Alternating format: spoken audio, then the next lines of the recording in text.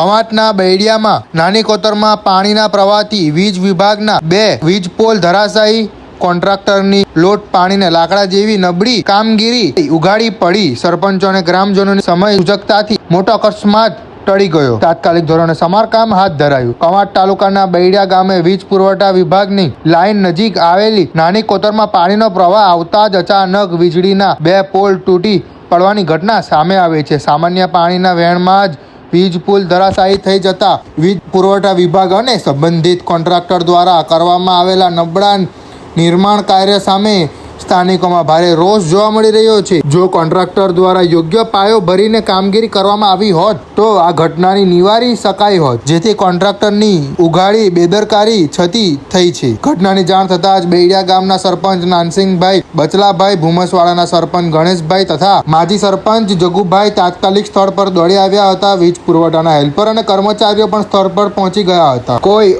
અણબનાવ ન બને તે માટે ગામના જાગૃત ગ્રામજનો અને સરપંચોના સાથ સહકારથી તાત્કાલિક ધોરણે વીજ પોલનું સમારકામ અને લાઇન સરખી કરવાની કામગીરી હાથ ધરવામાં આવી હતી. સ્થાનિકોના સમય સૂચકતા અને સક્રિયતાને કારણે મોટો અકસ્માત ટળી ગયો હતો, પરંતુ વીજ કંપનીના જવાબદાર અધિકારીઓ અને નબળું કામ કરનાર કોન્ટ્રાક્ટર સામે યોગ્ય તપાસ કરી કડક પગલાં ભરવામાં આવે તેવી ગ્રામજનો માંગ કરી રહ્યા છે. રિપોર્ટર વસીમ શેખ દ્વારા કવાંટ.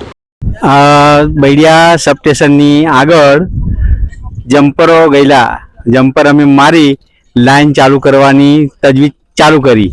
સબસ્ટેશનમાં ફોન કર્યો કે બૈડિયા જેજીવાય લાઈનનું એલસી હું રિટર્ન કરીશું, બ્રેકર નાખીને પાવર ચાલુ કરવાનો છે. એટલા સમય દરમિયાન હું સબસ્ટેશનની આગળ પીપલદા રોડ બાજુ આવ્યો. લાઈન ચાલુ થાય તો મેં કીધું જોઈ લઉં. જોવાયો એટલી વારમાં તરત આ થાંભલો નમવા લાગ્યો. એટલે મેં તરત ફોન કાઢી અને સબસ્ટેશનના ઓપરેટર જોડે વાત કરી. મેં કહું ફોન એટલા માટે કર્યો કે લાઈન તમે ચાલુ કરશો ના, મારી એલસી રિટર્ન કરું છું. તો એટલી વારમાં એક થાંભલો ગયો. હવે એમબીસીસી કેબલનું કામ હતું અને ત્યાં પાણીનો પ્રવાહ હતો, એના કારણે જે એમબીસીસી કેબલના વજન થયું અને બીજો પોલ પણ નમી અને તૂટવા લાગ્યો. 2 પોલ તૂટી ગયા. એટલે હું જેઈ સાહેબ જોડે વાતચીત કરી, ગામના સરપંચને વાત કરી અને 5 ગામો આ લાઈન પડવાથી બંધ થયા.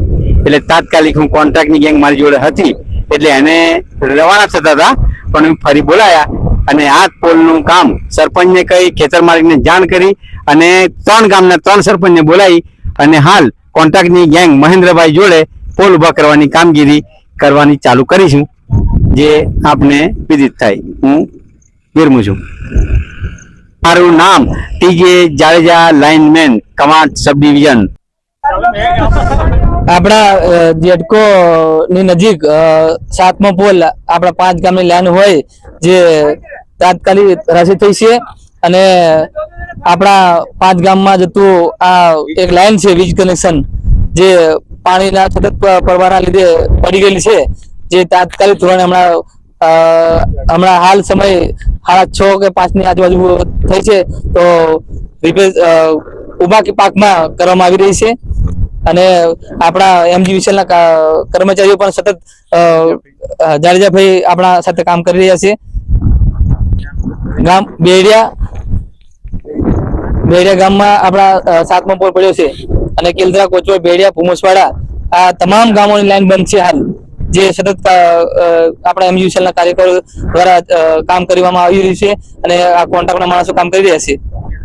ખેડૂતોની સમસ્યા જે હાલ આપણે ઉભા પાકમાં આપણે કામ કરી રહ્યા છીએ.